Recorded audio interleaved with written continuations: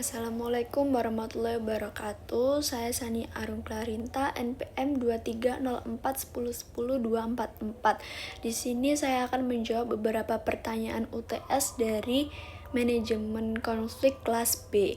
Jadi untuk jawaban yang pertama itu, dalam konflik of paradox itu dalam artian konflik memiliki dua sisi yang bertolak belakang.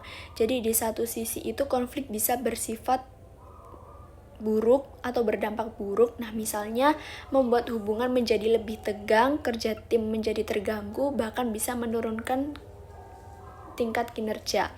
Tapi di sisi lain, konflik juga memiliki dampak yang positif, seperti memunculkan adanya ide-ide baru, meningkatkan kreativitas, dan membuat keputusan menjadi lebih matang. Jadi pada intinya, konflik itu tidak selalu buruk atau jelek, tetapi yang terpenting adalah bagaimana cara kita mengelolanya. Jawaban nomor yang kedua, kurva konflik itu. Di situ kurva konflik menjelaskan bagaimana hubungan antara tingkat konflik dengan kinerja. Nah, kalau konfliknya itu terlalu rendah, biasanya kinerja juga menjadi lebih rendah karena tidak adanya sebuah tantangan atau dorongan untuk berkembang.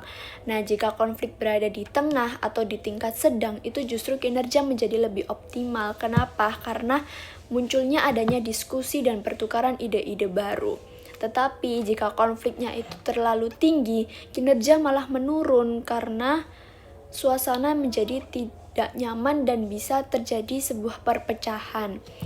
Nah, contohnya itu dalam tim kinerja. Kalau tidak ada konflik, anggota cenderung menjadi lebih pasif karena kalau tidak ada konflik yang sehat, muncul ide-ide kalau ada konflik yang sehat muncul ide-ide baru, tetapi kalau konfliknya itu secara berlebihan malah jadi ribut dan kerjaan tidak akan cepat selesai.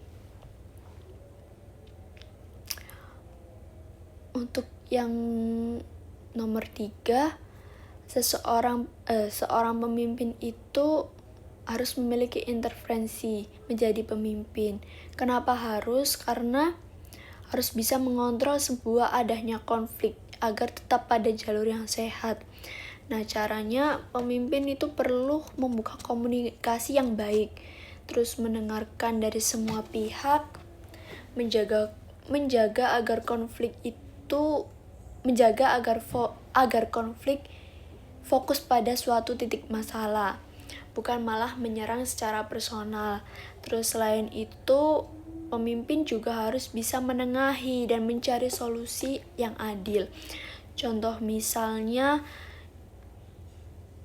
jika ada dua pegawai yang sedang berpendapat, di situ tuh pemimpin harus bisa mengajak diskusi bersama, terus memberikan kesempatan untuk semua itu dapat berbicara, lalu mengarahkan dan memberikan masukan solusi terbaik. Jadi konflik itu pasti tetap ada, tetapi bagaimana caranya kita tidak merusak antar hubungan kerja sesama orang-orang di sekitar kita. Terus untuk pertanyaan keempat, jawabannya matriks. Dalam menyelesaikan sebuah konflik itu ada beberapa gaya yang dapat kita gunakan. Yang pertama itu sebuah kompetisi. Nah, kompetisi itu yaitu mementingkan dirinya sendiri. Seperti halnya kompetisi itu seperti atasan yang langsung memutuskan begitu saja tanpa adanya diskusi. Dan yang kedua ada akomodasi. Akomodasi itu yang artinya mengalah demi orang lain. Akomodasi itu ketika seseorang itu lebih memilih ngalah agar tidak terjadi keributan.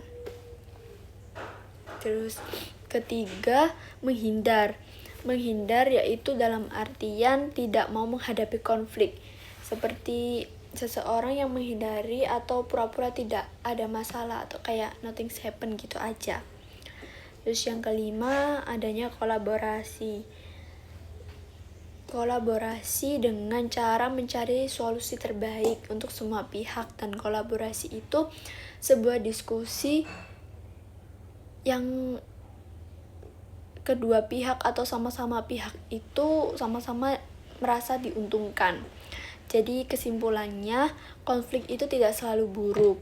Tapi yang terpenting adalah bagaimana cara kita mengelola, bagaimana cara kita dapat menyelesaikan dengan baik secara bersamaan, komunikasi baik, dan akan memberikan dampak yang positif. Sekian jawaban UTS dari saya. Wassalamualaikum warahmatullahi wabarakatuh.